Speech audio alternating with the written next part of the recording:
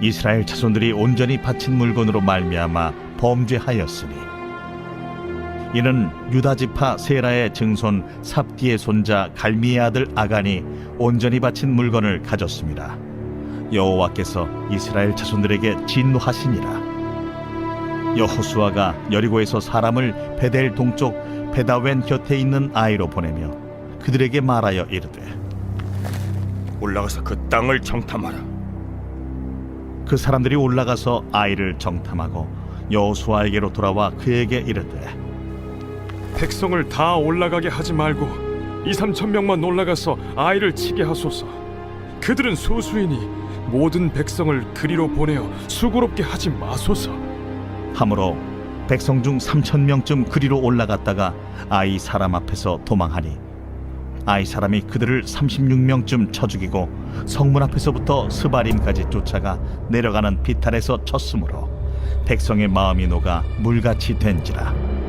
여호수아가 옷을 찢고 이스라엘 장로들과 함께 여호와의 궤 앞에서 땅에 엎드려 머리에 티끌을 뒤집어 쓰고 저물도록 있다가 이르되 슬프도소이다 주 여호와여, 어찌하여 이 백성을 인도하여 요단을 건너게 하시고 우리를 아모리 사람의 손에 넘겨 멸망시키려 하셨나이까? 우리가 요단 저쪽을 만족하게 여겨 거주하였다면 좋을 뻔하였나이다. 주여, 이스라엘이 그의 원수들 앞에서 돌아섰으니 내가 무슨 말을 하오리까? 가나안 사람과 이 땅의 모든 사람들이 듣고 우리를 둘러싸고 우리 이름을 세상에서 끊으리니 주의 크신 이름을 위하여 어떻게 하시려 하나이까? 여호와께서 여호수아에게 이르시되 일어나라. 어찌하여 이렇게 엎드렸느냐? 이스라엘이 범죄하여 내가 그들에게 명령한 나의 언약을 어겼으며 또한 그들이 온전히 바친 물건을 가져가고 도둑질하며 속이고 그것을 그들의 물건들 가운데 두었느니라. 그러므로 이스라엘 자손들이 그들의 원수 앞에 능히 맞서지 못하고 그 앞에서 돌아섰나니 이는 그들도 온전히 바친 것이 됨이라. 그 온전히 바친 물건을 너희 중에서 멸하지 아니하면 내가 다시는 너희와 함께 있지 아니하리라. 너는 일어나서 백성을 거룩하게 하여 이르기를 너희는 내 일을 위하여 스스로 거룩하게 하라. 이스라엘의 하나님 여호와의 말씀에 이스라엘아, 너희 가운데 온전히 바친 물건이 있나니 너희가 그 온전히 바친 물건을 너희 가운데서 제하기까지는 내 원수들 앞에 능히 맞서지 못하리라. 너희는 아침에 너희의 지파대로 가까이 나오라. 여호와께 뽑히는 그 지파는 그 족속대로 가까이 나올 것이요 여호와께 뽑히는 족속은 그 가족대로 가까이 나올 것이요 여호와께 뽑히는 그 가족은 그 남자들이 가까이 나올 것이며 온전히 바친 물건을 가진 자로 뽑힌 자를 불사르되 그와 그의 모든 소유를 그리하라. 이는 여호와의 언약을 어기고 이스라엘 가운데에서 망령된 일을 행하였음이라 하셨다 하라. 할렐루야. 우리의 힘과 능력 되신 주님의 이름을 찬양합니다. 우리 구원의 반석 되신 하나님 앞에 우리 감사와 찬양과 영광의 큰 박수 올려드리며 나아가겠습니다. 찬양과 함께 합당하신 주님, 거룩하신 주님, 영광스러운 주님의 이름을 찬양합니다. 할렐루야. 할렐루야. 네, 우리 사랑하는 포드의 성도들 함께 바라보시면서 또 영상으로 예배하는 모든 글로벌 포드 식구들을 향해서도 우리 한번 우리 따뜻한 사랑과 격려와 축복의 박수를 서로에게 나누도록 하겠습니다. 주님의 놀라우신 은혜가 여러분 모두에게 있게 되기를 주님의 이름으로 축복합니다. 할렐루야. 사랑하는 여러분, 성경 충만하십시오. 말씀 충만하십시오. 오늘 우리가 함께 주님 앞에 예배할 때 우리의 영혼이 정말 주님 앞에서 크게 자라나는 시간, 하나님의 기뻐하시는 뜻과 마음에 연합하는 시간 되기를 주님의 이름으로 축원합니다. 우리 이제 한번 영적인 심호흡을 했으면 좋겠는데요. 우리 같이 한번 깊이 호흡을 들이마시면서 이 호흡과 함께 주님의 사랑을 우리의 영혼 육 가운데 받아들이고 그 사랑의 힘으로 우리 안에는 모든 걱정과 근심과 염려와 모든 두려움을 몰아내는 것이죠. 다시 한번 깊이 호흡을 들이마시면서 이 호흡과 함께 주님의 보혈을 우리의 영혼 육 가운데 받아들이고 그 보혈의 능력으로 우리 안에 있는 모든 교만과 연약함과 육신의 모든 질병을 끊어내는 것입니다. 오늘 하나님의 놀라우신 은혜, 생기가 사방에서 불어와 우리의 전 존재를 다시 살게 하시는 귀한 은혜가 있게 되기를 주님의 이름으로 축원합니다. 우리 옆에 사람에게 이렇게 한번 인사하셨으면 좋겠는데, 하나님의 임재 앞에 서십시오. 이렇게 한번 축복하시겠어요? 그리고 주님의 놀라우신 은혜를 우리 온 마음과 온 뜻으로 경험하는 귀한 은혜가 있게 되기를 주님의 이름으로 축원합니다. 여러분, 월드컵에는요, 아주 유명한 디펜딩 챔피언 징크스가 있습니다. 이 월드컵 챔피언이 4년 뒤 그 다음 월드컵 조별 예선에서 탈락한다는 이 징크스인데요. 자, 이 사례는 21세기의 5차례 월드컵에서 무려 4번이나 발생했습니다. 1938년 프랑스 월드컵 챔피언인 이탈리아는 2차 세계대전 이후에 열린 1950년 브라질 월드컵에서 탈락의 수모를 겪었고요. 1962년 칠레 월드컵 우승국인 브라질은 펠레를 중심으로 그 누구도 면볼 수 없을 것 같은 우승 후보였지만 4년 뒤 잉글랜드 월드컵 조별리그에서 탈락했어요. 1998년 프랑스 월드컵 우승국인 프랑스는 2002년 한일 월드컵에서 단 1승도 거두지 못하고 대회를 마감합니다. 여러분 어떠세요? 흥미로우시죠? 네, 그럼 좀 더 이야기를 해드릴게요. 2006년 독일 월드컵 우승팀은 이탈리아. 이 우승의 주역들이 주축이 되어서요. 4년 뒤 남아공 월드컵에 참가해서 무난히 조 1위로 16강 진출을 예상했지만 한 번도 이기지 못하고 조별리그 4위로 충격적인 탈락을 합니다. 그리고 2018년 러시아 월드컵이었죠. 브라질 월드컵에서 우승 트로피를 들어올렸던 독일도 조별리그 4위라는 굴욕을 안고요. 16강 진출에 실패하고 탈락합니다. 참고로 독일은요. 월드컵에서 조별 예선이 도입된 이후로 단 한 번도 탈락해 본 적이 없는 무적의 팀이었어요. 이러한 징크스의 형성에는 여러 가지 원인 분석이 있는데요. 첫 번째 이유로 손꼽는 것이 바로 우승팀의 마음을 가득 채운 자만심이었습니다. 그러니까 자신들이 최고라는 마음이요, 정신력을 무장시키지 못했습니다. 치열한 자기 관리와 승리에 대한 그 열망, 그 열의를 느슨하게 만들어요. 겸손하지 못한 마음은 자신의 능력은 과신하면서 상대는 얕보게 됩니다. 하지만 정작 우승팀에 대해서는 상대적으로 모든 팀들이 엄청나게 치밀한 분석과 전략을 가지고 나오게 되니까요. 결국엔 가장 불리한 상태로 경기에 임하게 되는 것이죠. 최근에 손흥민 선수가 인터뷰에서 자신에게는 축구의 실력보다 더 중요한 것이 있는데 그것은 바로 겸손이다 라고 말한 것을 보고 제가 너무나 감탄을 했어요. 놀랍지 않으세요? 저 아멘 할 뻔했어요. 정말 이 말을 듣고 보니까 이 손흥민 선수의 클래스가 느껴지더라고요. 여러분 생각해 보세요. 축구 선수가요, 자신을 성공시킬 수 있는 가장 중요한 요소인 축구 실력보다 겸손이 더 중요하다고 하다니요. 그럼 놀랍지 않습니까? 그런데 제가 이 디펜딩 챔피언 징크스를 보면서 손흥민은 가장 중요한 본질을 아는 선수라는 그런 생각이 들었어요. 이 선수는 자신의 인생의 정상을 오래 유지할 수 있는 사람이겠구나 라는 믿음이 갔습니다. 정상에서 빨리 내리막으로 접어들지 않고 오래 우뚝 서 있을 수 있는 유일한 방법은 여러분 겸손밖에 없으니까요. 실력이 있어도 겸손이 뒷받침되지 않으면 여러분 계속적인 승리는 어렵습니다. 여러분, 우리는 이것을 반드시 기억해야만 합니다. 우리의 싸움이 for victory가 아니라 from victory라 할지라도 그 승리를 가능케 하는 것은 겸손과 순종의 품을 여러분 기억해야 하는 것이죠. 여러분 오늘의 말씀은요, 마치 디펜딩 챔피언의 징크스를 보고 있는 듯합니다. 기적과 같은 요단 도하 이후에 난공불락의 성 여리고를 함락시키고 여호수아의 소문은요, 온 땅 가나안에 두루 퍼졌어요. 가나안 땅에 가장 강력한 요새를 구축하던 여리고성을 정복한 그 이스라엘의 승리는 전적인 하나님의 승리였습니다. 하나님께서는 그들이 하나님의 명령에 순종했을 때 그들 스스로는 결코 얻을 수 없는 승리를 주셨어요. 여리고 정복에 성공한 이스라엘은 당시 전략적 계획에 따라 계속해서 가나안 중부 지방을 장악하기 위해 전진합니다. 그러니까 그들의 다음 목표지는 바로 아이성이었어요.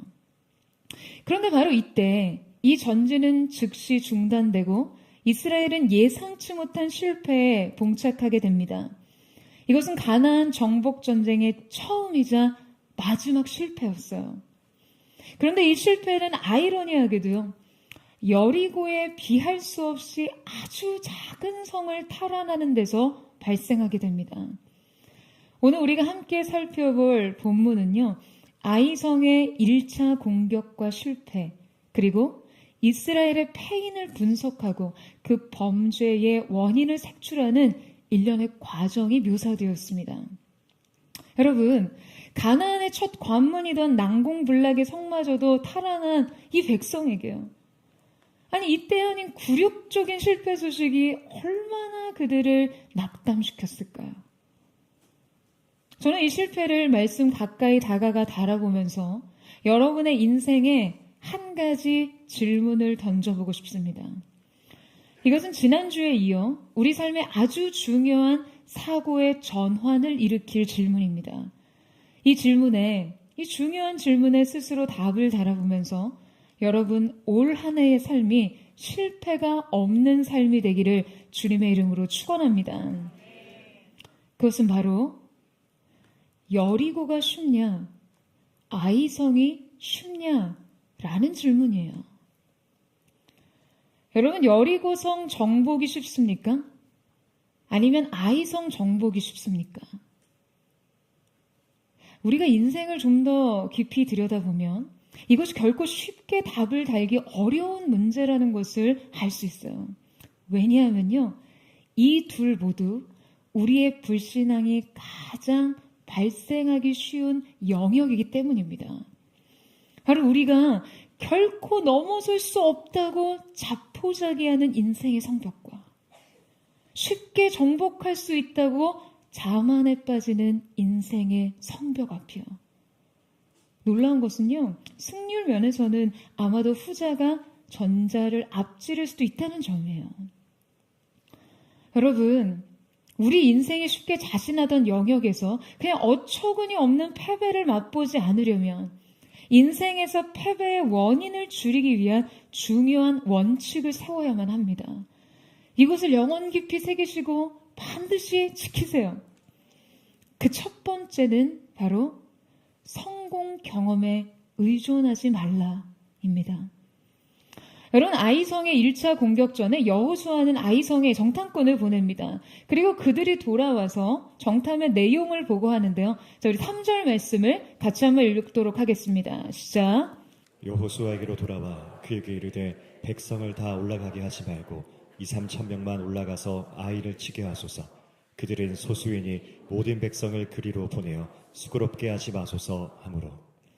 여러분, 여호수아는 정탐꾼의 역할이 얼마나 중요한지 몸소 알았던 지도자였기 때문에 아마 이스라엘 군사 중 가장 신실하고 믿을 만한 사람을 보내지 않았을까 싶어요. 아이성은 사실 소수의 거민이 거주하던 작은 성이었습니다. 그러니까 정탐꾼들은 그 땅의 거민이 한 12,000명 정도이고 실제 군사력을 고려한다면 이스라엘의 전투 병력을 한 2,000에서 3,000 정도 규모로만 대응을 해도 충분할 것이라는 분석과 전략을 여호수아에게 전시합니다. 여러분, 사실 이 정탐꾼의 보고를 주의 깊게 들여다보면요, 그들 안에는 지금 자기 군대는 위대하니 누구도 맞설 수 없다는 의식이 저변에 깔려 있습니다. 그들의 입에서 나오는 말은 꽤 그럴싸하고 합리적으로 들리지만 저변에 깔린 이 자의식은 아주 오만한 것이었어요. 이것은 그들 사이에 누룩처럼 먼저 있었어요. 놀라운 것은 바로 이때 여호수아가 이 정탐꾼의 분석을 그대로 수용해서 이스라엘 병력을 3,000 규모로 이 아이성에 파병을 했다는 거예요. 그리고는 여리고의 대승 이후 비할 수 없이 작은 도성이었던 아이성에서 무참히 패배합니다. 백성들의 마음이요 녹아서 물같이 되었다고 해요. 원래는 이스라엘 백성을 향한 가나안 주민들의 마음이 이스라엘 백성들의 마음이 되어버렸어요. 여러분, 바로 이 점에서 이스라엘은 아주 중대한 영적 실패를 보여줍니다.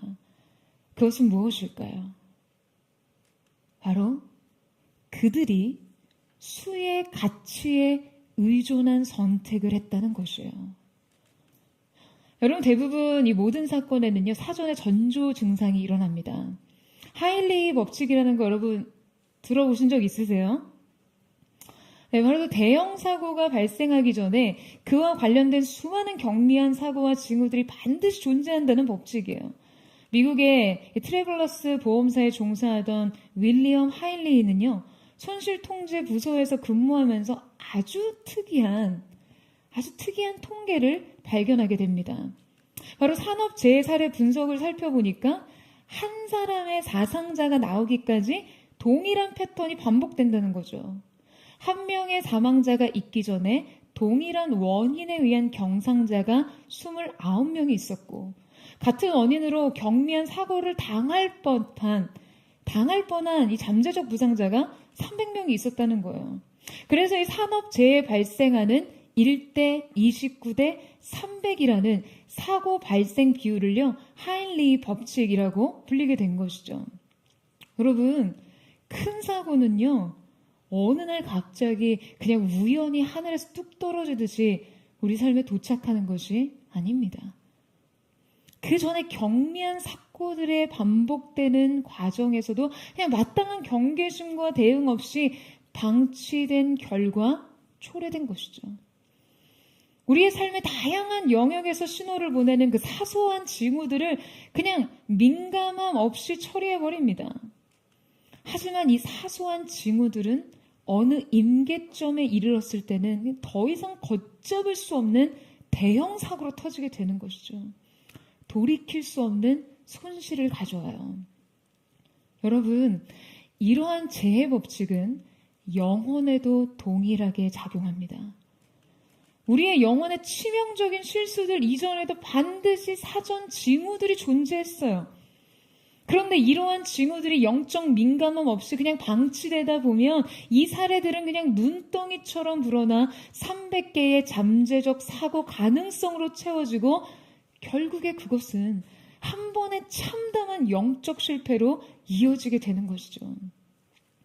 여러분, 이스라엘 공동체는요, 이미 이 300개의 영적 징후들이 존재했습니다. 그들의 실패 가능성은 그들의 심리적 상태와 반응, 그리고 그에 대한 사소한 선택에서 여실히 드러나고 있었어요. 여리고의 대승 이후 상대적으로 작은 성 앞에서 그들은요, 열심히 머리를 굴렸습니다. 정탐꾼의 말대로 이스라엘 군사들을 수고롭게 할 것 없이 정예 부대 한 3,000 정도만 보내면 적당한 수준의 전투를 벌여도 괜한 진통 없이 승리할 수 있을 거라고 장담하는 거죠. 여러분, 이 분석과 선택에서 우리는 여러분 그들의 어떠한 심리를 읽어낼 수 있습니까? 그들의 마음은 여리고의 승리로 부풀어 올라 있었어요. 아이성은 여리고성에 비해 턱없이 작은 도성이었기 때문에요. 지금 그들은 이 싸움을 순전히 수적으로 환원하고 맙니다. 힘의 논리에 의존해요. 그들은 여리고성 싸움처럼 이스라엘의 총 병력이 모두 동원될 필요가 없다고 말해요. 그냥 이것을 쓸데없는 인력 낭비로 치부합니다. 아이는 여리고에 비해 규모가 훨씬 작은 성이라는 데는 설득력이 있었어요.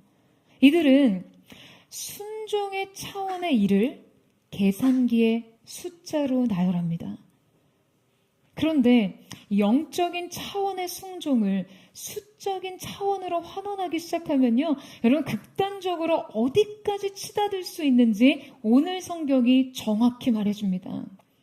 오늘 본문에서 백성들 다 올라가게 하지 말고라는 이 말은요, 구약의 다른 곳에서 8차례 걸쳐서 번역된 표현인데, 자, 이 표현은 다른 구절에서는 귀찮게 하지 말고 라고 쓰이기도 했고요. 나아가 구약의 맨 마지막 부분에서 타락한 이스라엘이 하나님을 예배하는 것을 가리켜 한 이 말 속에서도 쓰였습니다. 말라기 1장 13절 말씀에 나타났어요. 바로 이 일이 얼마나 번거로운고 라는 표현이었습니다. 여러분, 영적인 일이 숫자로 환원되기 시작하면 결국 이렇게 된다는 거죠. 하나님 앞에 예배하는 가장 근원적인 존재의 이유와 목적마저도 이 일이 얼마나 번거로운 거라고 같이 환원된다는 것입니다. 여러분, 순종의 차원의 일을, 하나님의 방식과 계획을 계산기 앞에서 숫자로 세우지 마세요. 그럼 아멘이세요? 우리가 이 논리대로 사고하면요, 반드시 무너집니다. 반드시 실패해요. 이것은 결코 하나님과 공존할 수 없는 사고방식입니다. 왜냐하면 수의 가치와 힘의 논리는 근본적으로 은혜와 같이 성립할 수가 없어요. 은혜는 이 가치와 논리에 정반대되는 원리예요. 여러분, 이 계산법으로는요, 하나님 앞에 내가 설 수가 없습니다. 우리 인생의 모든 싸움은 오직 딱 한 가지 원리로만 통해요. 여러분, 이것만 기억하고 이 원리만 적용해야 합니다. 그것이 무엇일까요? 이 싸움이 은혜 위에 있는 것인가 하는 것이에요. 인생이 은혜 위에 세워졌는가? 오늘 하루가 은혜 위에 가고 있는가? 이 관계가 은혜 위에서 성립됐는가? 이 계약이 은혜 위에서 체결됐는가? 이 선택이 은혜 위에서 계획됐는가? 여러분, 은혜가 없으면 반드시 집니다. 우리 인생에서 아이성 앞에 이스라엘과 같은 실패를 여러분 우리가 얼마나 많이 하나요? 여러분, 우리가 순종의 차원의 일을 경험적으로 계산하게 되면 은혜에 의존하지 않게 됩니다. 그냥 우리의 전략과 계획은 그저 계산되는 거예요. 하나님 앞에 지속적인 순종과 꾸준한 굴복이 아닌 우리의 경험, 성공 경험과 노하우와 분석으로 다음 행보가 결정되는 것이죠. 하지만 여러분, 그들은 결코 여리고성을 이 수적 가치로 힘의 논리로 이기지 않았어요. 그들이 이 원리로 섰다면 여리고는 결코 함락될 수 없는 요새였습니다. 여리고는 오직 은혜와 순종을 통해서 무너져 내렸습니다. 하지만 그들은요, 착각했어요. 망각했습니다. 은혜는 금세 있고 승리의 경험은 깊이 새겼어요. 순종은 체질화되지 않고 교만은 본능처럼 올라왔습니다. 그들은 자신의 경험을 은혜 위에서 해석하지 않고 세상의 논리로 해석했어요. 여러분, 이것이 바로 자아의 본성이에요. 우리가 인생의 큰 승리 이후 잇따라 패배하지 않기 위해서는요, 이 본성을 거슬러야 합니다. 여러분, 아멘이세요? 여러분, 아멘이십니까? 승리가 주던 환희는요, 여러분 빨리 잊으세요. 그 승리의 환희는 빨리 잊고 은혜는 깊이 새겨야 합니다. 우리가 영적으로 유익하지 않은, 유익이 되지 못할 감정에 사로잡혀서 여러분 너무 오래 머물러 있다 보면요, 이후 잇따른 여러 가지의 연쇄 부작용에 직면하게 됩니다. 그런데 저는 이 사건을 저에게 경계석을 삼으며 여호수아의 치명적인 실수를 깊이 짚어보게 되더라고요. 여호수아가 왜 정탐꾼의 말을 그토록 아무런 경계심 없이 수용했을까? 여러분, 정탐꾼을 보낸 그 자체가 잘못된 것입니까? 아니에요. 전쟁엔 반드시 정탐이 필요했습니다. 여러분, 객관적인 현실 분석 자체가 잘못된 것이 아니에요. 분석을 대입해서 바로 승리를 도출하는 것이 문제죠. 수치가 잘못된 게 아니에요. 수치에 전부를 거는 게 문제죠. 합리성이 문제가 아니에요. 하나님의 방식이 이 합리성을 거스를 때 순종하지 못하는 것이 문제입니다. 여러분, 여호수아가 정탐꾼을 보낸 건 잘못된 게 없었어요. 정탐꾼의 분석 또한 사실에 입각한 것일 수 있어요. 그들은 아이성이 수적으로 실제 소수였으니까요. 하지만 그들은 여기서 영적으로 아주 심각한 실수를 합니다. 여러분, 여호수아는요, 사실 어느 누구보다도 정탐꾼의 역할의 중요성을 뼛속 깊이 아는 사람이었습니다. 왜냐하면 정탐꾼의 믿음 없는 보고로 인해 한 민족, 한 세대가요, 그냥 쫄딱 망하는 걸 눈으로 직접 본 사람이었으니까요. 그러니까 따라서 여호수아라면 정탐꾼들이 하나님이 주실 땅을 악평하는 것에 대해서는 굉장히 알러지 반응을 보일 만하지 않겠어요?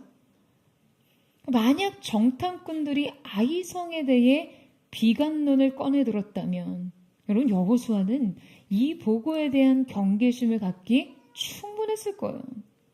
그런데 여기서 문제가 발생합니다. 정탐꾼들이 아이성 싸움에 대해 도리어 낙관하고 왔다는 거예요. 그들은 이 전쟁에 대해 자신했습니다. 심지어 군사를 모두 파병할 필요도 없이 그냥 공연한 힘쓰지 말고 간단하게 해치우자라고 제안해요. 여호수아는 이 정탐꾼의 제안에 대해 하나님께 물을 새도 없이 수락합니다. 여러분, 왜 그랬을까요? 그는 믿음과 낙관을 착각했어요. 담대함과 자만을 착각했습니다. 여러분, 이 둘은요, 표면적으로 보면 이게 얼핏 비슷해 보이지만 그 근거에 있어서는 확연한 차이가 있습니다. 믿음은 하나님의 은혜와 약속 위에 뿌리내려 있는 반면, 낙관은 힘의 논리와 수적 가치에 뿌리내려 있습니다. 담대함은 의존에 뿌리내려 있는 반면, 자신감은요, 자아에 뿌리내려 있어요.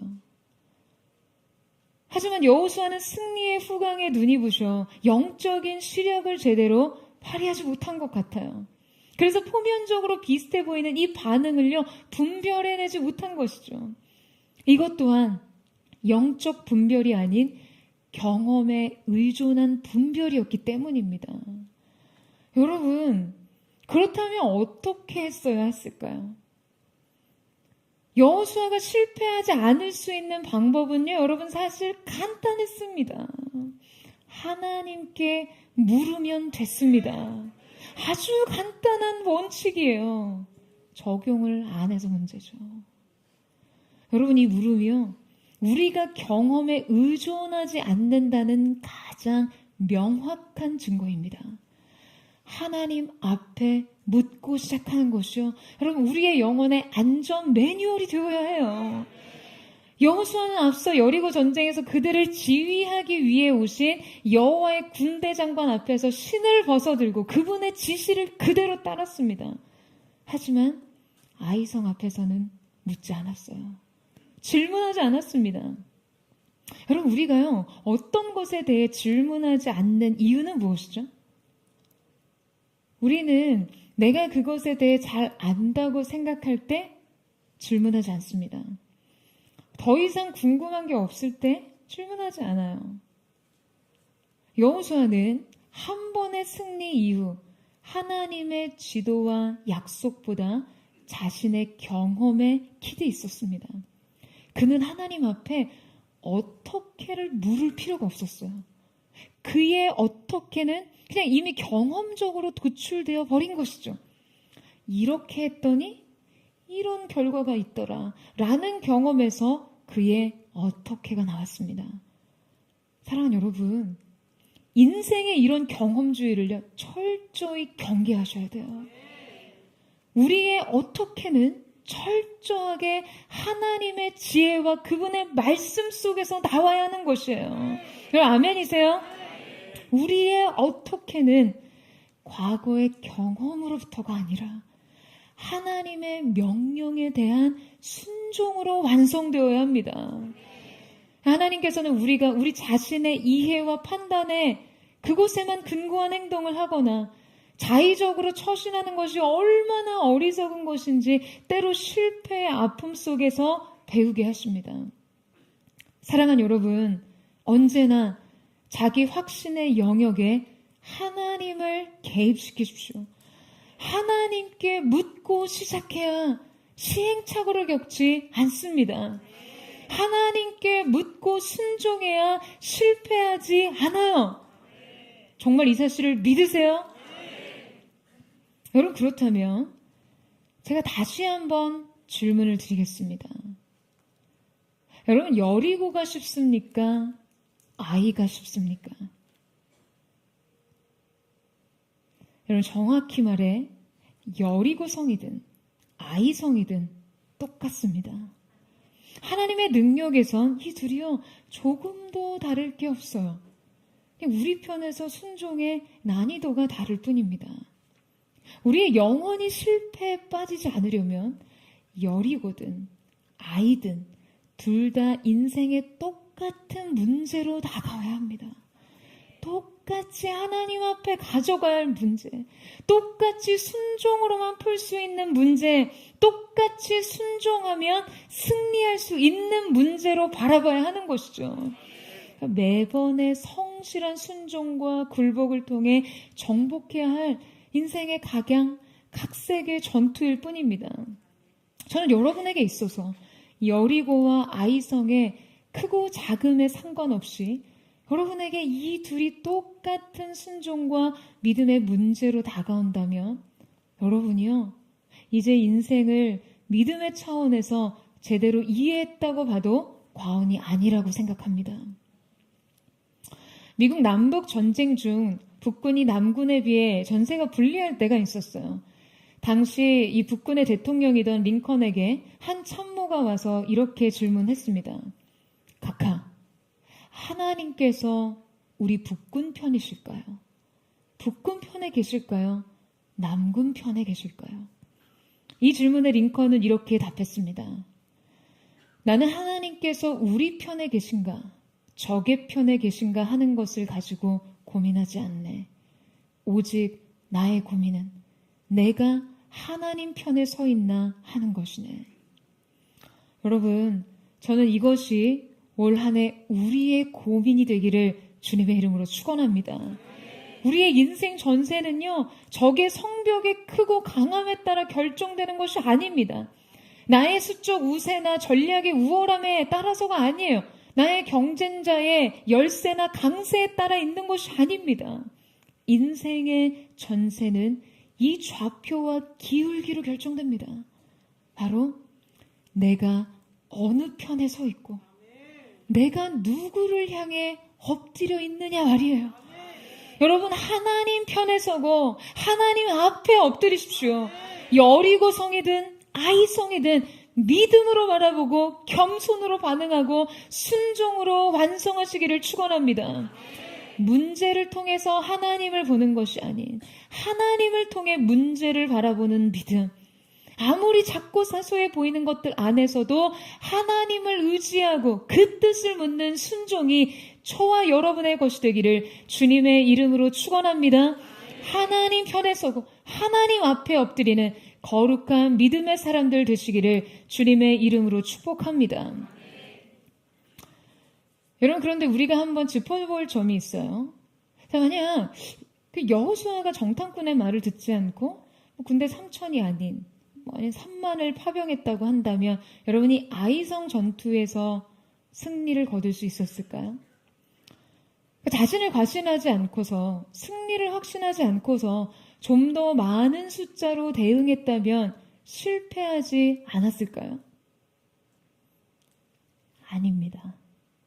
여러분, 군대를 3,000을 보냈든 3만을 보냈든 아이성 싸움엔 이길 수 없었어요. 중요한 것은요, 군대의 숫자가 아니었거든요.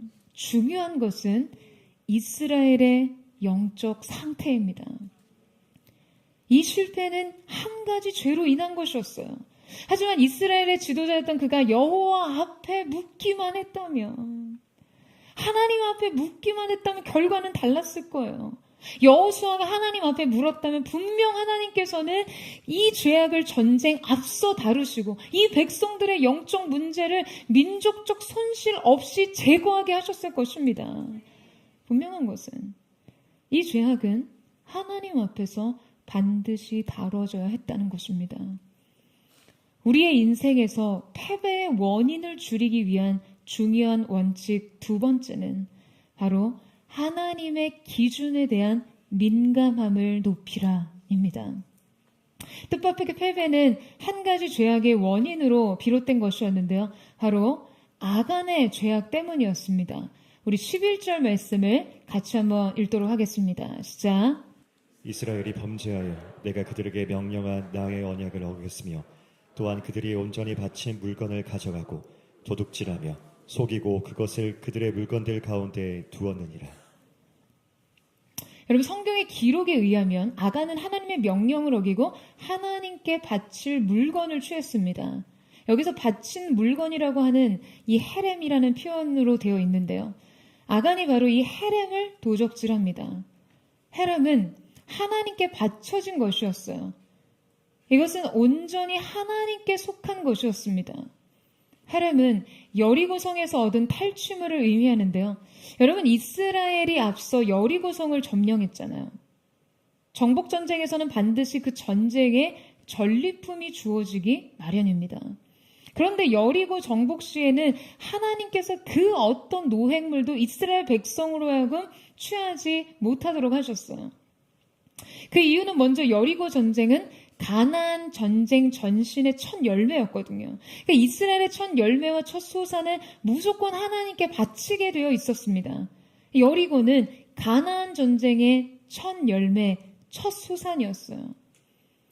이것은 철저하게 하나님 앞에 구별된 하나님의 것이었습니다. 가나안 정복의 11조와 같았어요. 첫 열매가 드려진 이유, 여리고 이후의 모든 정복전쟁에서, 이제 앞으로 드려질 모든 정복전쟁에서는요, 이스라엘이 승리의 탈춤을 전부를 스스로 취할 수 있었어요. 다만 이 처음 것에 대해서는 아주 엄중한 명령을 내리신 것이죠. 하나님께서는 이 모든 것들을 일체 남김없이 하나님께 바치라고 명하십니다. 바치라고 명하신 것들은 곧 죽이라는 것과 동의어였어요. 하나님께서는 이곳의 모든 전리품을 다 빼앗아 불태워 없애셨습니다. 그리고 불에 타지 않는 것, 소멸되지 않는 것들을 모아 성전의 성물로 삼으셨어요. 여러분, 하나님께서 이 모든 것들에 대해 엄격한 진멸을 요구하시는 이유는 여러분 무슨 이유 때문입니까? 가나안 땅에 있던 옛것은 살아서는 안 되는 것이었습니다. 여리고의 종교와 문화 일부가 잔존할 경우, 여러분, 이것은 하나님의 성민을 그곳에 세워 하나님을 예배하고자 하는 거룩한 비전을 훼손할 것이기 때문이었어요. 이것들은 모두 죽어야 했습니다. 바로 이 중에서 아간은 두 가지 물건을 자신을 위해 취하는데요. 근데 여러분, 그가 훔친 물건을 한번 보세요. 그는 두 종류의 물건을 취했는데요. 은 200세겔과 50세겔 중에 금덩이를 취했습니다. 그리고 시날산의 외투 한 벌이었어요. 저는 그가 시날산의 외투 한 벌을 챙겼다는 것에 주목하게 되더라고요. 여러분, 시날산의 외투라는 것은요, 바벨론제 의복을 의미합니다. 그러니까 당시 바벨론제 의복이라고 하면 지금의 최신 유행 최고급 명품 옷, 명품백 정도 되지 않겠어요? 그러니까 이 의복이 드러내는 부와 귀, 사회적 지위와 재정적 능력, 이 세련된 의복이 갖춘 그 매력과 은근한 유혹에 끌린 것이었어요. 나를 유력한 존재로 보여주게 하는 이 의복에 대해서 멈출 수 없는 욕망이 일어난 것이죠. 그는 이 의복을 입음으로써 표현되는 자기 존재의 증명과 과시에 마음을 빼앗겨요. 그는 이것들을 장막 가운데 땅속에 감춥니다. 이 범죄는요, 아무도 보는 이 없을 때 은밀하게 시행됐어요. 하지만 아무도 보는 이 없을 때조차 그를 주목하시던 한 분으로 인해 이 은밀한 죄는 이스라엘 민족 앞에 낱낱이 해부됩니다. 자, 우리 14절에서 15절 말씀을 같이 한번 읽어보도록 하겠습니다. 시작. 너희는 아침에 너희의 지파대로 가까이 나아오라. 여호와께 뽑히는 그 지파는 그 족속대로 가까이 나아올 것이요 여호와께 뽑히는 족속은 그 가족대로 가까이 나아올 것이요 여호와께 뽑히는 그 가족은 그 남자들이 가까이 나아올 것이며 온전히 바친 물건을 가진 자로 뽑힌 자를 불사르되 그와 그의 모든 소유를 그리하라. 이는 여호와의 언약을 어기고 이스라엘 가운데에서 망령된 일을 행하였습니다 하셨다 하라. 아멘. 여러분, 하나님께서 이 아간의 죄를 공개적으로 다루시는 이 장면을 상상해 보면요, 우리는 이 방식에서 하나님의 분명한 의도를 발견하게 됩니다. 지금 하나님께서는 애초에 정확하게 아간 한 사람을요 딱 지목하실 수 있음에도 불구하고 아침 일찍이 전 이스라엘 백성들을 소집하십니다. 하나님께서는 아주 유능한 외과 의사처럼 이스라엘 민족에게 문제가 되었던 이 아간의 죄에 날카로운 메스를 들이대고 이 죄의 염증 부위를 정확하게 적출하실 수 있음에도 불구하고 지금 그야말로 아주 번거로운 과정을 아주 의도적으로 거치게 하십니다. 여러분, 아간의 범죄 색출 과정은요, 절차를 따라 서서히 이루어졌어요. 한 사람의 범죄를 지목하기 위해 전 이스라엘이 소집됐어요. 그들 한 사람 한 사람 모두 애매한 상태의 잠재적 가능성을 가지고 하나님 앞에 서게 됩니다. 여러분, 하나님의 이 의도에서 무엇을 읽으실 수 있어요?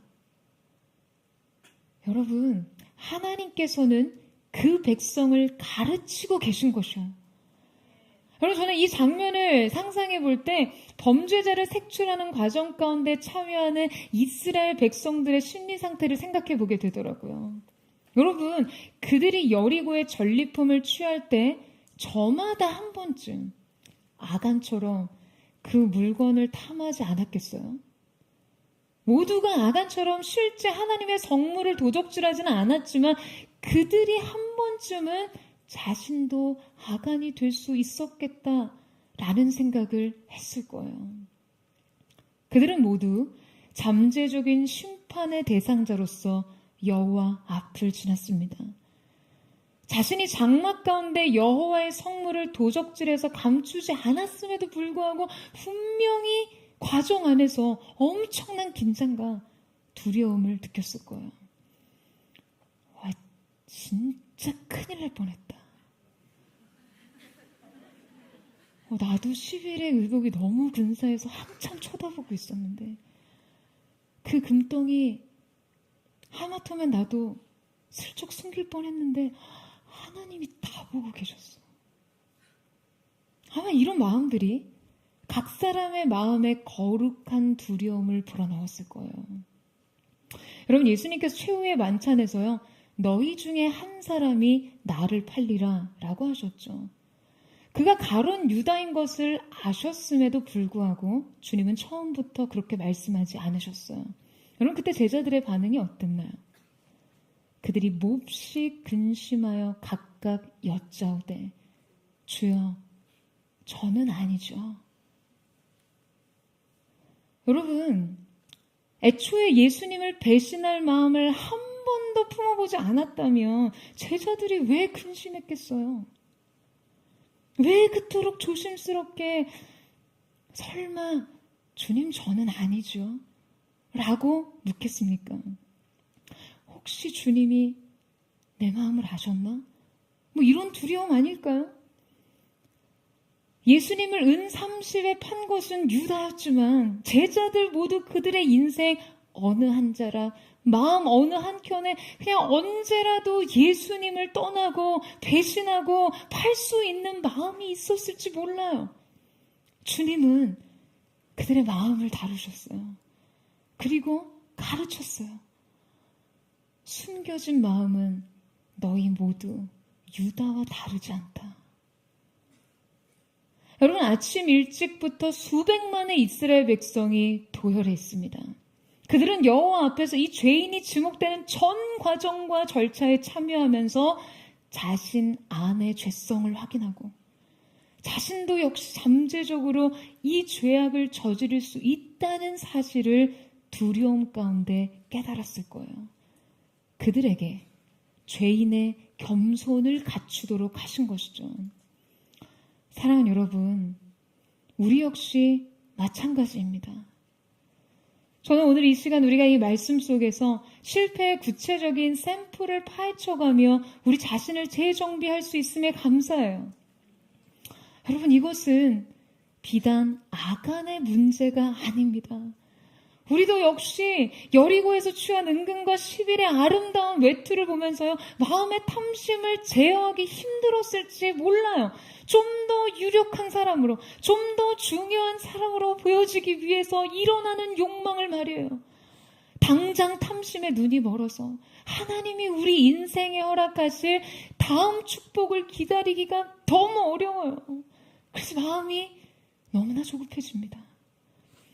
여러분, 하나님께서는 아간의 처형 방식을 통해 이스라엘 백성 가운데 있던 잠재적 아간을 모두 다루십니다. 이 모습 속에서 피해갈 수 없는 나 자신의 연약함을 보게 하시는 것이 하나님의 명확한 의도인 것이죠. 그리고 우리가 그와 같이 똑같이 넘어지고 실패하지 않기를 바라세요. 여러분, 어쩌면요, 이 긴 제비뽑기의 과정은 아간에게 주어진 회개의 기회를 보여주고 있는 것인지 모릅니다.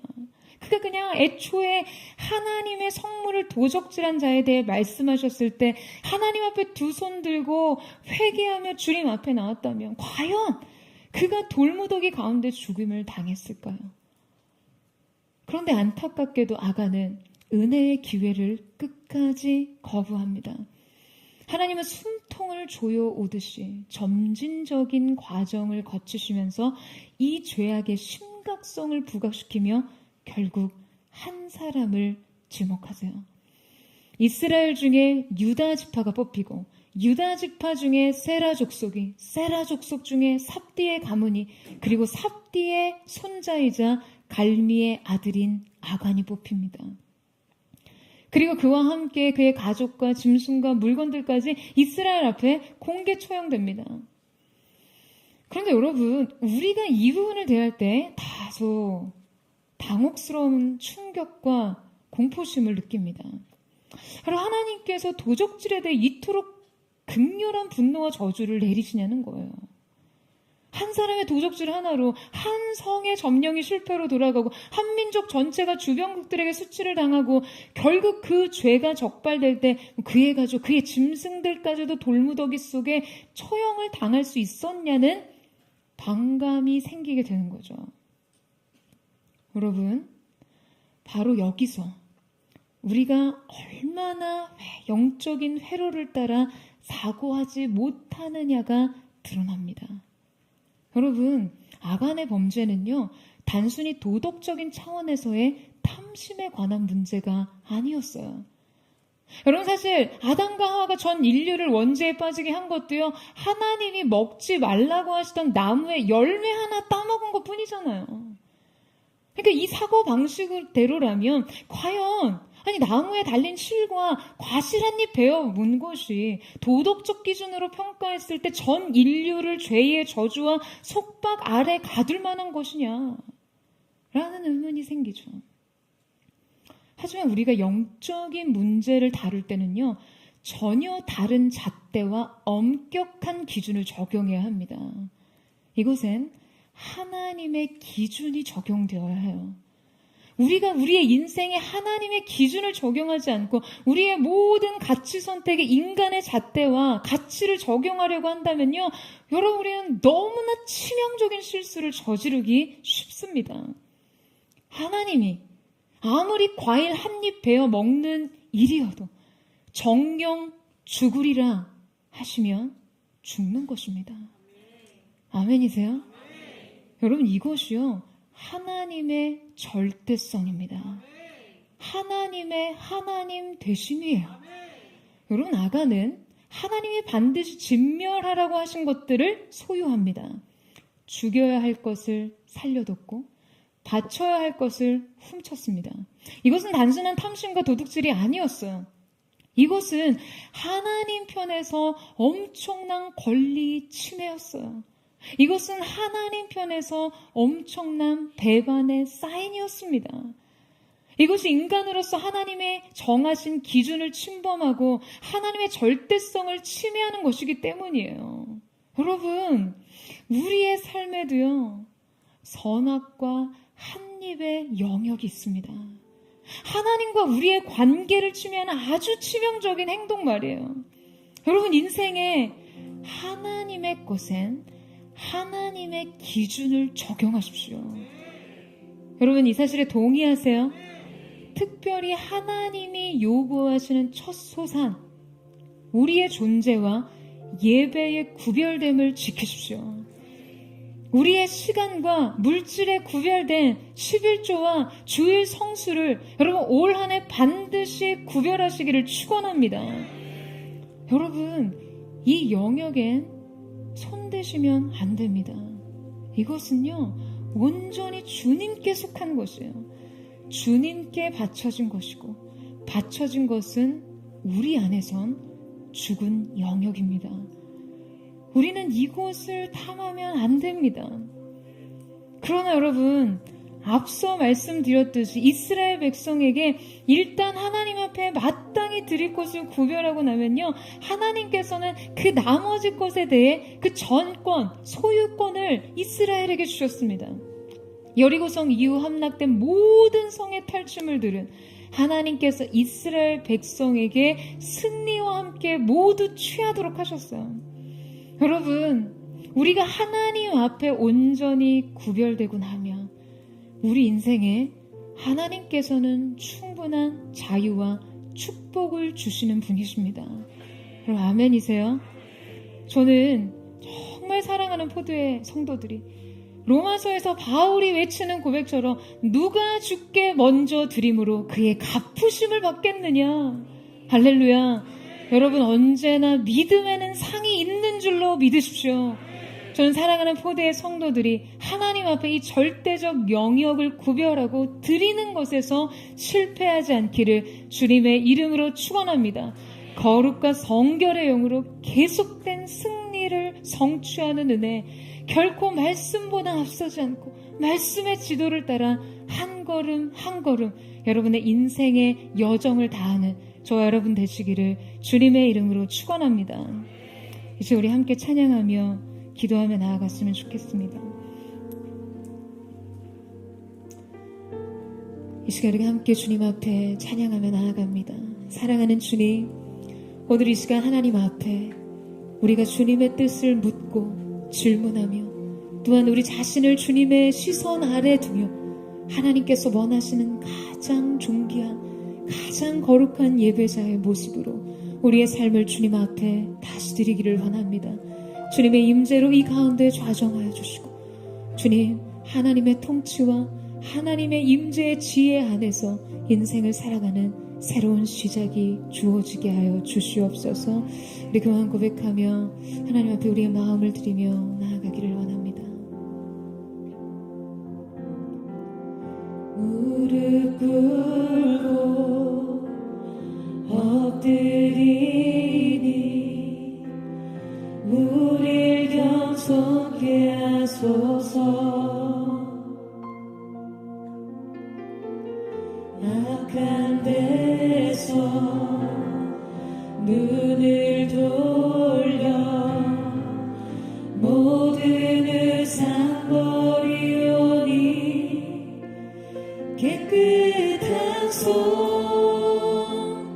주옵소서. 주님만 높여드리기 원해. 정결한 맘 주옵소서. 주님만 높여드리기 원해. 우리 함께 고백하며 나아갑니다. 무릎 꿇고 엎드리니 주님 우리를 경속케 하소서. 우리를 경속케 하소서. 악한 데서 눈을 돌려 모든 의상 버리오니 깨끗한 손 주옵소서. 주님만 높여드리기 원해. 정결한 맘 주옵소서.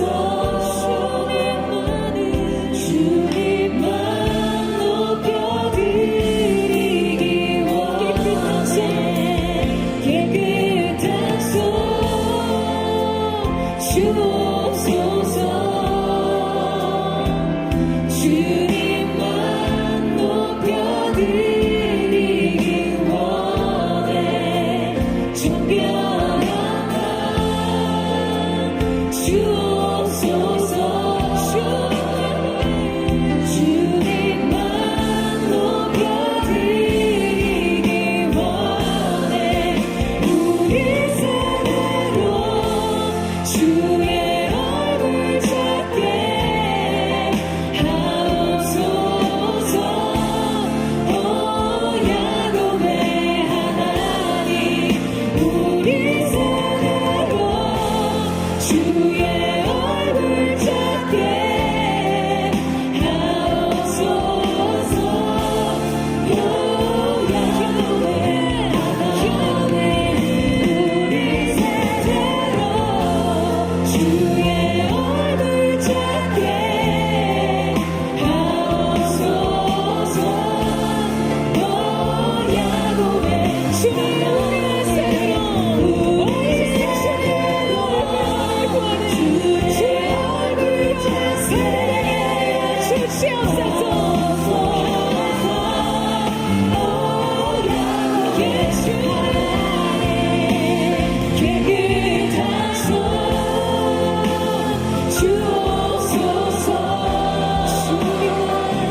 주님만 높여드리기 원해. 정결한 맘 주옵소서. 주님만 다시 한번 깨끗한 손 정결하게 주시옵소서.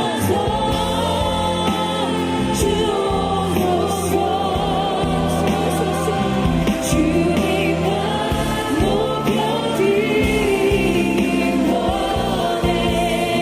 정결한 맘 주옵소서. 주님만 높여드리기 우리 세대로 우리 세대로 주의 얼굴 찾게 하옵소서. 오 야곱의 하나님 우리 세대로 주의 얼굴 찾게 다시 한번 주의 세대가 주의 얼굴을 우리 세대에게 주시옵소서. 주의 얼굴 찾게 하옵소서. 오 약속하여 깨끗한 손이 깨끗한 손 주옵소서. 주님만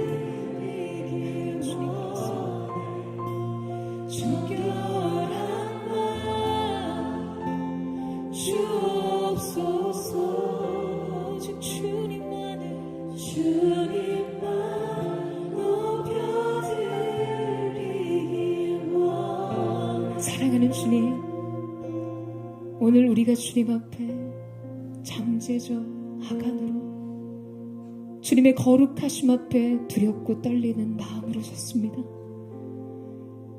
인생의 길목마다 고개를 드는 멈출 수 없는 욕망의 유혹과 내 인생의 10일의 옷을 취하고자 했던 하나님 그 모든 인생의 잘못된 탐심과 하나님 말씀보다 앞섰던 나의 자신의 탐욕과 탐심을 주님 앞에 내려놓기를 원합니다.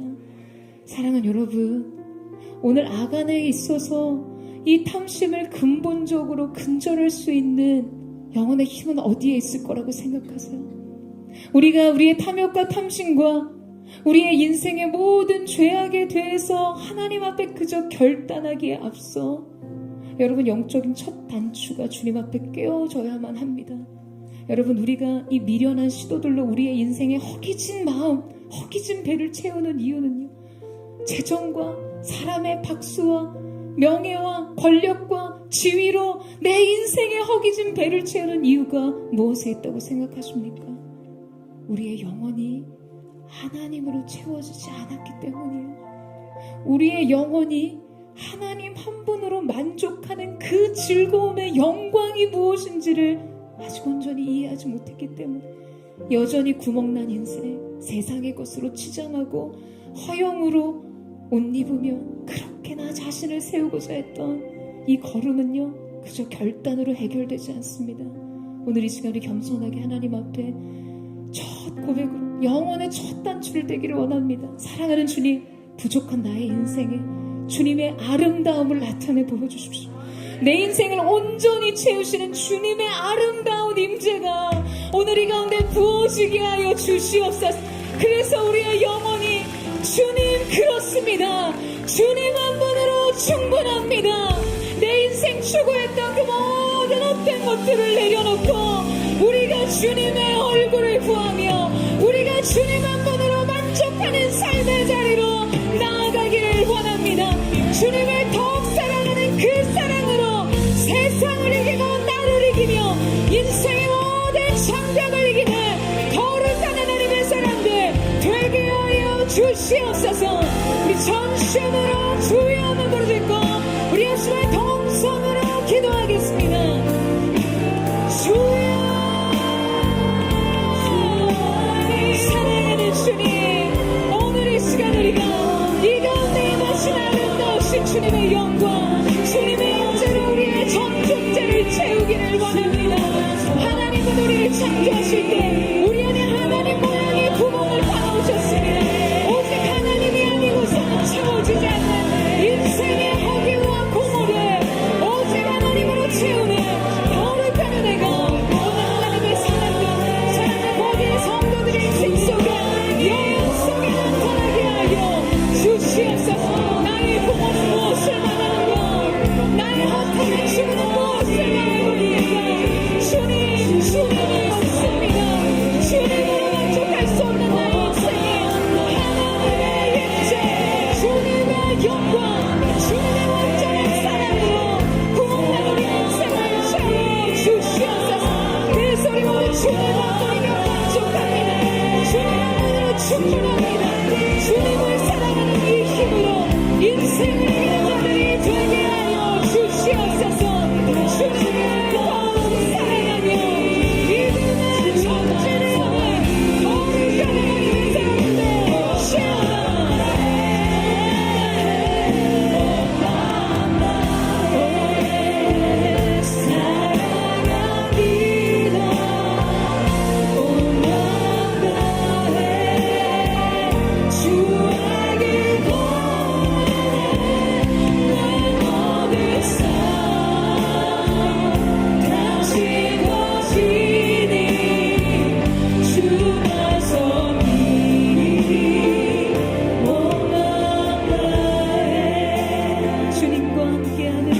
주님과 함께하는 이 고요하시다.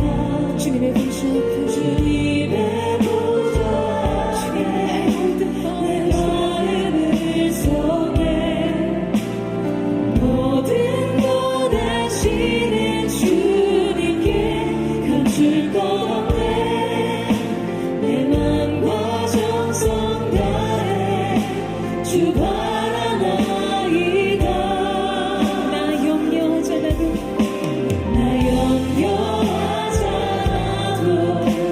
내 슬퍼라 주님 나 오직 주의 얼굴 구하게 하소서. 다 이해할 수 없을 때라도 감사하며 날마다 순종하며 믿음으로 주님을 따르기를 바라며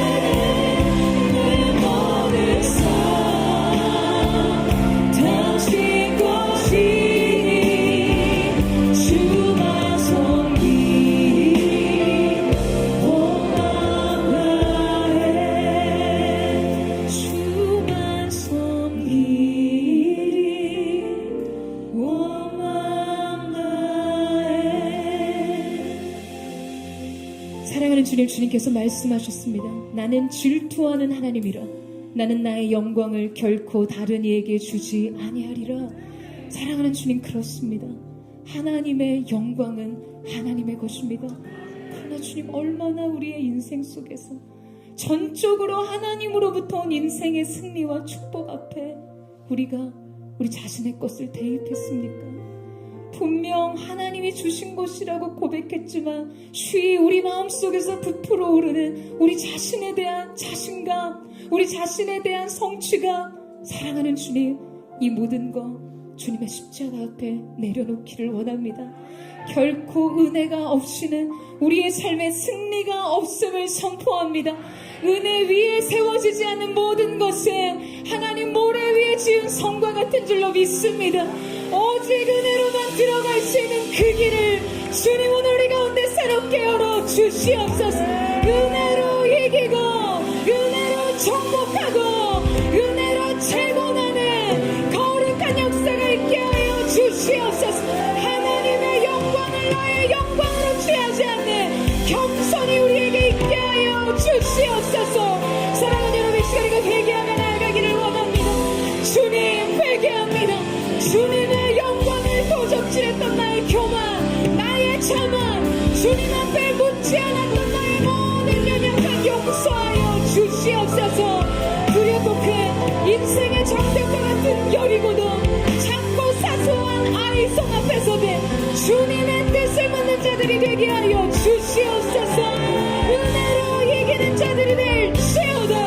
우리 하나님 앞에 회개하며 주여 한번 부르짖고 없지만 동성으로 기도하겠습니다. 주여, 주님, 은혜로만 가능했던 인생의 길, 우리의 수많은 삶의 여정 속에서 은혜가 아니고서는 해석되지 않는 지난 시간, 오직 꿈꿀 수 있는 우리를 주님 오직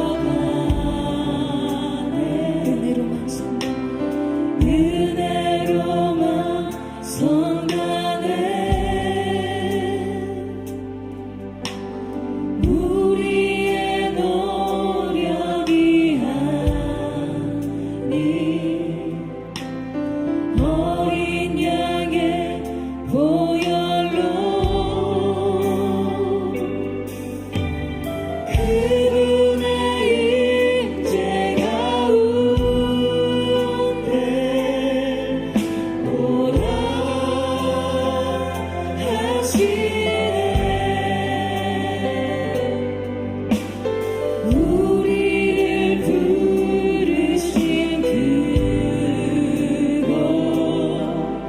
은혜로 들어가네.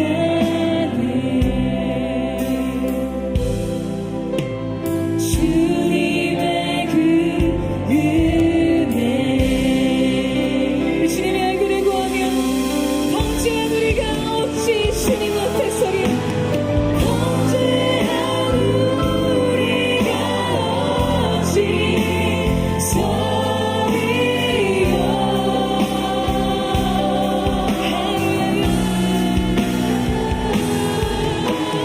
어린 양의 보혈이 깨끗게, 주님 그렇습니다. 범죄한 우리가 어찌 주님 앞에 서리요.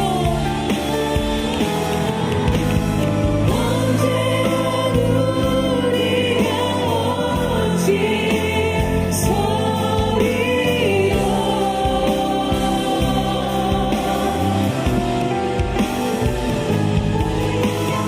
어린 양의 보혈이 깨끗게 하시네.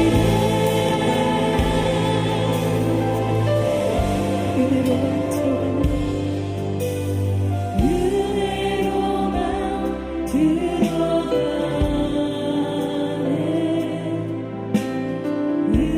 은혜로만 성당에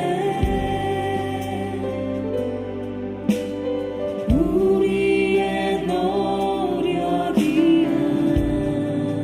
아닌 어린 양의 보혈로 그분의 임재가 우에 오라 하시네. 우리를 부르신 그곳 은혜로 들어가네.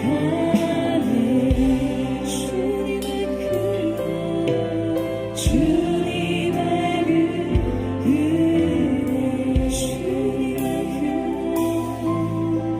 주님의 그 은혜. 사랑하는 주님, 오늘 이 시간 오직 우리의 삶이 이 은혜를 기초로 새롭게 시작되기를 원합니다. 제로 포인트, 제로 그라운드, 오직 은혜로만 세워지는 인생의 기초, 오직 은혜로만 이길 수 있는 새 삶의 길들이 열려지게 하여 주시옵소서. 인생에 멈춰진 전진에 새로운 승리의 소식이 있게 하여 주시옵소서. 하나님께 묻고 들음으로 한 걸음 한 걸음 말씀에 대한 순종의 걸음을 떼게 하여 주시옵소서. 거룩과 성결의 영으로 계속된 승리를 취하여 얻을 채우다. 여러분 기대하십니까? 오늘 이 시간을 다시 한번 앞에 기도하는 나아갈 때 주님, 오늘 이 시간 우리가 계속된 승리를 선포하며 주님 앞에 우리 자신을 새롭게 일으키기를 원합니다. 주께서 말씀하시면 가고 멈추라 하시면 멈춘 그곳에서 우리가 하나님을 영원롭게 하는 예배자 되기를 원하오니 역사하시고 새 영으로 기름 부어 주시옵소서. 말씀이 인생의 매뉴얼이 되게 하시고 기도가 인생의 안전을 보장하는 인생의 지탱이 되게 하여 주시옵소서. 이 전심으로 우리의 삶은 주님 손에 의탁하며 주여 마무리를 거치며 동성으로 기도하겠습니다. 주여. 사랑하는 주님, 오늘 이 시간 주님의 말씀을 있는 곳까지 주님의 말씀이 멈추신 곳에 우리가 온전히 거하기를 원합니다. 주님 앞에 묻고 구하고 들은 대로 행할 수 있는 믿음의 순종이 각 사람의 인생 가운데 펼쳐지게 하여 주십시오. 인생의 죄악과 연약함으로 멈춰진 삶의 믿음의 전진 속에 오직 우리가 인생의 여리고는 아이는 주님을 의지하는 믿음으로 말씀을 쫓아 행하는 거룩한 하나님의 사람을 될 수 있도록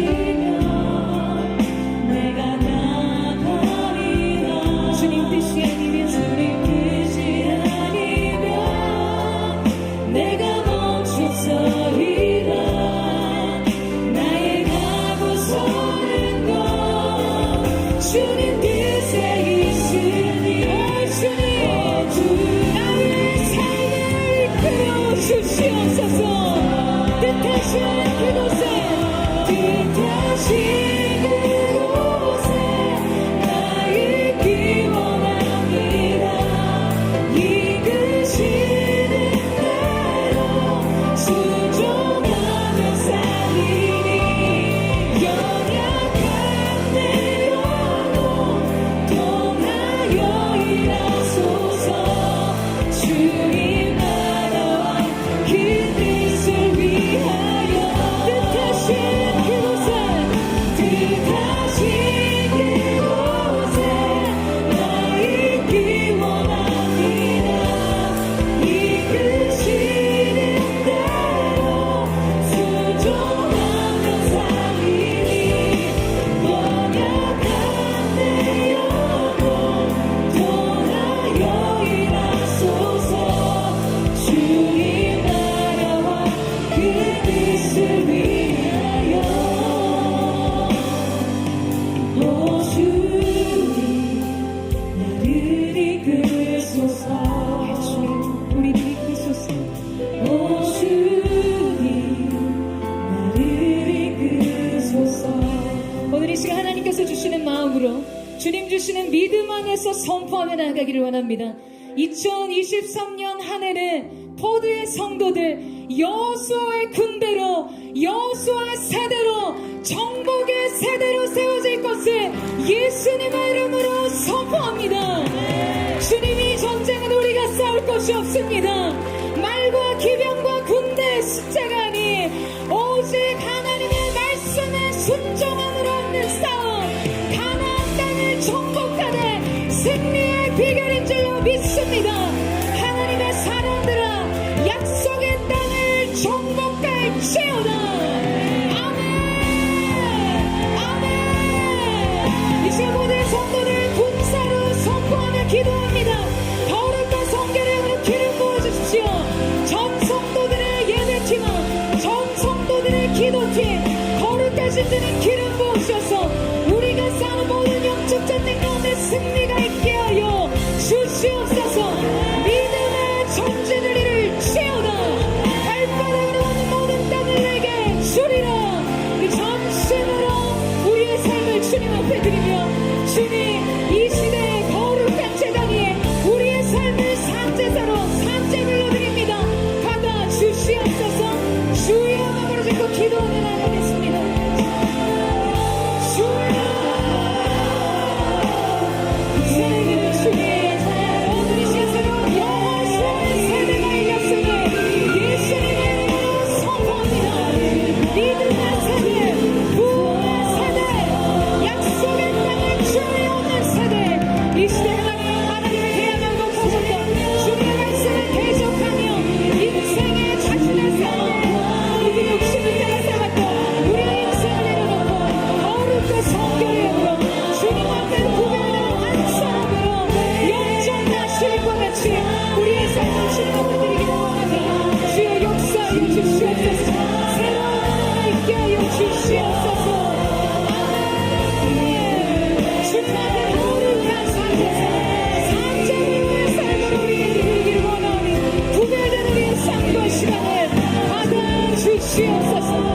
나의 생명을 드리니 나의 생명을 드리니 주 영광이 영광이여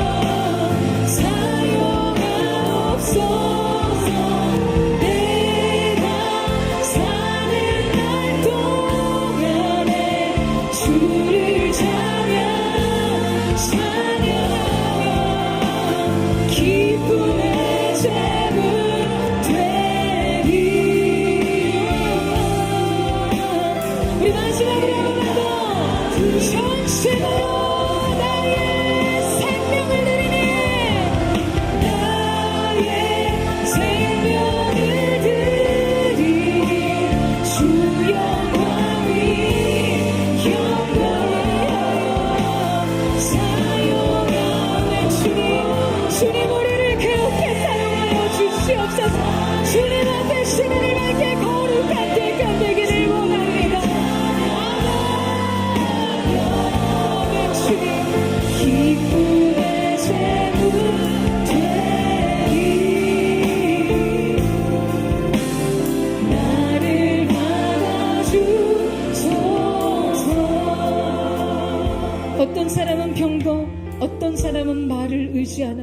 우리는 여호와 우리 하나님의 이름을 자랑하리로다. 할렐루야.